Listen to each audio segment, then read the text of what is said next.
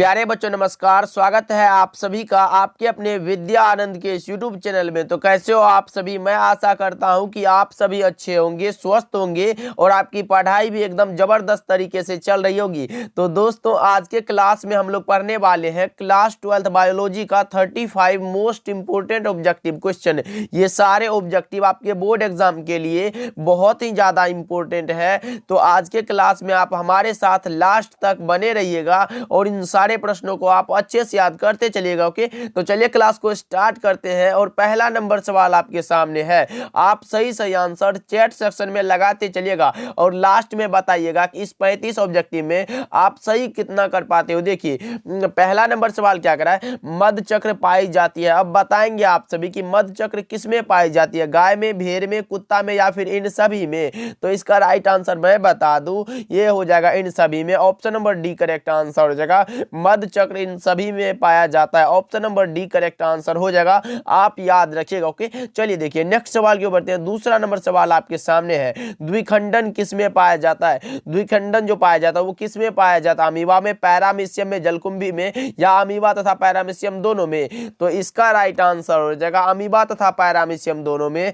Option number D correct answer हो जाएगा। भाई एग्जाम में ऐसे मत करना, अमीबा में भी और पैरामीशियम यानी कि दो को ऐसे रंग मत देना, गलत हो जाएगा। भाई अच्छे से ऑप्शन देख लेना तब लगाना, अमीबा तथा पैरामीशियम दोनों हो जाएगा। ऑप्शन नंबर डी बिल्कुल करेक्ट आंसर हो जाएगा। ओके, चलिए देखिए तीसरा नंबर सवाल को देखते हैं। आपके सामने आ चुका है, मुकुलन द्वारा जनन किसमें होता है। मुकुलन के द्वारा जो जनन होता है, ये क्वेश्चन तो भाई आपके बोर्ड एग्जाम में कई बार आ चुका है, इसीलिए जरूर अच्छे से याद करते चलिएगा। मुकुलन द्वारा जो जनन होता है वो होता है यीस्ट में, यानी कि ऑप्शन नंबर ए आपका करेक्ट आंसर है। 3 का ए बिल्कुल करेक्ट आंसर है, भाई याद रखिएगा। ओके, इंपॉर्टेंट क्वेश्चन है। चलिए फोर्थ नंबर सवाल देखिए आपके सामने है, और अभी तक आप लोगों ने क्लास को लाइक नहीं करा है तो जरूर से करिएगा और अपने दोस्तों के पास भी शेयर करिएगा। भाई इंपॉर्टेंट क्लास है, बोल देना भाई जुड़ जाओ, इंपॉर्टेंट क्लास है। बायोलॉजी नहीं पढ़े हो अभी तक कुछ तो इसको जरूर याद कर लेना। देखो फोर्थ नंबर सवाल क्या कर रहा है, निम्नलिखित में कौन जंतु उभयलिंगी नहीं है। उभयलिंगी बोले तो ये द्विलिंगी नहीं है, यानी कि कौन सा होगा, एक लिंगी है तो कौन सा हो जाएगा,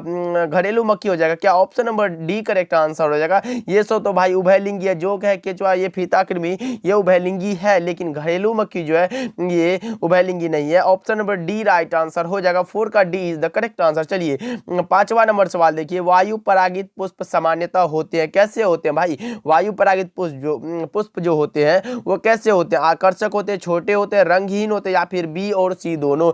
बी और सी बोले तो छोटे और रंगहीन दोनों। तो इसका राइट आंसर हो जाएगा छोटे और रंगहीन दोनों। Option number D correct answer हो जाएगा। 5 का D is the correct answer. 6 number सवाल देखिए आपके सामने है, फटाफट से आप लगाते चलो सही सही आंसर। देखो और निषेक जनन सामान्यतः मिलता है, किसमें मिलता है भाई, तो ये मिलता है अंगूर में। ऑप्शन ए सही जवाब है। 6 का A is the correct answer, याद रखना आप सभी। चलिए 7 नंबर सवाल देखिए, द्विनिषेचन की खोज किसने की थी। ये क्वेश्चन तो भाई अच्छे से जरूर याद कर लेना। अगर आए कि द्विनिषेचन की खोज किसने की थी तो आप 7 का सही जवाब लगा लेना, नवाज चिन्ह। लेकिन अगर पूछे निषेचन की खोज किसने की थी तो वो किया था स्ट्रासबर्गर ने, याद रखिएगा आप सभी। ओके, दोनों को याद रखिएगा, इंपॉर्टेंट है। मैंने क्या बताया, निषेचन की खोज की थी स्ट्रासबर्गर ने और द्विनिषेचन की खोज किया था नवाज ने। ऑप्शन नंबर बी बिल्कुल करेक्ट आंसर हो जाएगा। 8 नंबर सवाल देखिए आपके सामने है, स्त्री दल चक्र पुष्पों में बना है, किससे बना है भाई, तो स्टिग्मा से भी बना है, स्टाइल से भी बना है और ओवरी से भी बना है, यानी कि ऑप्शन नंबर डी इसका भी करेक्ट आंसर है। 8 का D is the correct answer. Okay, चलिए देखिए 9 नंबर सवाल देखिए आपके सामने है, कोशिकीय अवस्था में भ्रूण क्या कहलाता है। कोशिकीय अवस्था में भ्रूण क्या कहलाएगा भाई, लगाओ ना सही जवाब क्या होगा। तो 9 का जो सही आंसर हो जाएगा वो कहलाता है morula. Option number B correct answer है। 9 का बी बिल्कुल सही जवाब हो जाएगा। 10 नंबर सवाल देखिए आपके सामने आ चुका है, एक स्वस्थ महिला के पूरे जीवन काल में, क्या एक स्वस्थ महिला के पूरे जीवन काल में उत्पन्न कुल अंडों की संख्या कितनी होगी। अब लगाओ सही जवाब क्या होगा। एक स्वस्थ महिला के पूरे जीवन काल में उत्पन्न कुल अंडों की संख्या जो होती है वो होती है 400। ऑप्शन बी करेक्ट आंसर हो जाएगा, आप लगा लो। ओके, चलिए देखिए 11 नंबर सवाल देखिए, सर्टोली कोशिकाएं पाई जाती है। सर्टोली कोशिकाएं भाई कहाँ पाई जाती है, लगाओ ना सही जवाब, क्या होगा 11 का। तो इसका राइट आंसर हो जाएगा वृषणों में, option number B correct answer हो जाएगा। याद रखना आप सभी, 11 का बी द करेक्ट आंसर। चलिए 12 नंबर सवाल देखिए आपके सामने है, गर्भाशय किससे संबंधित है। लो जी, कितना आसान सा सवाल है। गर्भाशय किससे संबंधित है, वो नर जनन तंत्र से हो सकता है क्या? नहीं भाई, मादा यानी कि स्त्री जनन तंत्र से होता है। ऑप्शन बी करेक्ट आंसर है, 12 का बी करेक्ट आंसर हो जाएगा। इस क्वेश्चन का आंसर तो बच्चा भी बता देगा। चलिए 13 नंबर सवाल देखिए, जनसंख्या अधिक होने से क्या होता है। जनसंख्या जो अधिक होता है उससे क्या होगा, प्रति व्यक्ति आय कम हो जाएगी, प्रति व्यक्ति आय ज्यादा हो जाएगी, या फिर जन साधारण का स्वास्थ्य अच्छा हो जाएगा, या उपरोक्त में से सभी। तो आप लगाओ इसका करेक्ट आंसर क्या होगा। तो इसका राइट आंसर हो जाएगा प्रति व्यक्ति आय कम हो जाएगी। ऑप्शन ए करेक्ट आंसर है, 13 का ए बिल्कुल सही जवाब हो जाएगा। 14 नंबर सवाल देखिए, जनसंख्या का अध्ययन क्या कहलाता है। जनसंख्या का जो अध्ययन कहलाता है वो क्या कहलाता है, बताओगे आप सभी। तो इसका राइट आंसर आप लगा लो डेमोग्राफी। क्या, डेमोग्राफी करेक्ट आंसर हो जाएगा। 14 का डी बिल्कुल सही जवाब हो जाएगा। 15 नंबर सवाल को देखते हैं, पृथक्करण के सिद्धांत को और क्या कहते हैं। क्या, पृथक्करण के सिद्धांत को और हम लोग क्या बोलते हैं, प्रभाविता का नियम, स्वतंत्र अपव्यूहन का नियम, युग्मकों की शुद्धता का नियम, या उपरोक्त में से कोई नहीं। तो इसको हम लोग बोलते हैं युग्मकों की शुद्धता का नियम। ऑप्शन सी करेक्ट आंसर है, 15 का सी लगा लो तो आपका भी सही जवाब हो जाएगा। ओके, चलिए देखिए 16 नंबर सवाल देखिए, मेंडल ने कितने लक्षणों का अध्ययन किया था। ये तो इंपॉर्टेंट है, इंपॉर्टेंट ही नहीं महा इंपॉर्टेंट है भाई। मेंडल ने कितने लक्षणों का अध्ययन किया था, तो यह किया था 7 लक्षणों का। ऑप्शन सी करेक्ट आंसर हो जाएगा। ओके, चलिए देखिए 17 नंबर सवाल देखिए, क्रमिक विकास में योगदान है, किसका योगदान है भाई। 17 का सही जवाब आप लगाओ तो इसका राइट आंसर हो जाएगा पर परागन का। ऑप्शन बी करेक्ट आंसर हो जाएगा। 18 नंबर सवाल देखिए आपके सामने आ चुका है, एंट अमीबा इनमें से क्या है। और आज स्वस्थ थोड़ा जो है ना अच्छा लग रहा है, इसलिए आज क्लास में थोड़ा हम अच्छे हैं और अच्छा वॉइस भी जा रहा होगा आपको। कल के क्लास में थोड़ा नर्वस टाइप का फील हो रहा था, बट आज बहुत ही अच्छा हूँ जिससे कि मैं आपका क्लास अच्छे से ले रहा हूँ। देखो एंट अमीबा इनमें से क्या है, यह एक प्रकार का क्या है बताओ आप सभी। यह है प्रोटोजोआ। ऑप्शन सी करेक्ट आंसर हो जाएगा। 19 नंबर सवाल देखिए आपके सामने आ चुका है, ऐसे पदार्थ जिनके प्रति प्रतिरक्षा अनुक्रिया होती है उसे क्या बोलते हैं, उसे बोलते हैं allergen. Option A correct answer है। 19 का ए लगा रहे हो आप तो आपका भी सही जवाब है। 20 नंबर सवाल देखिए आपके सामने आ चुका है, विषाणु किससे बना होता है। विषाणु जो बना होता है वो किससे बना है भाई, बताओ सही जवाब क्या होगा। यह बना है प्रोटीन तथा न्यूक्लिक अम्ल से। ऑप्शन बी करेक्ट आंसर है। 20 का बी लगा रहे हो तो आप सही जवाब लगा रहे हो। ओके, चलिए देखिए 21 नंबर सवाल देखिए आपके सामने है, जुकाम यानी कि साधारण ठंड जो होता है वो किसके कारण होता है, बताओ आप सभी। जैसे कि साधारण ठंड लग जाना होता है, वो छोटा मोटा बुखार सब जो लग जाता है 1-2 दिन की खातिर, उसे ही बोलते हैं जुकाम। और ये जो होता है वो होता है राइनो विषाणु के कारण। ऑप्शन सी करेक्ट आंसर हो जाएगा। 21 का C is the correct answer. Okay, चलिए देखिए 22 नंबर सवाल देखिए, इनमें से कौन जीवाणु जनित रोग है। निम्नलिखित में कौन है जो जीवाणु जनित रोग है, जीवाणु से होने वाला रोग है भाई।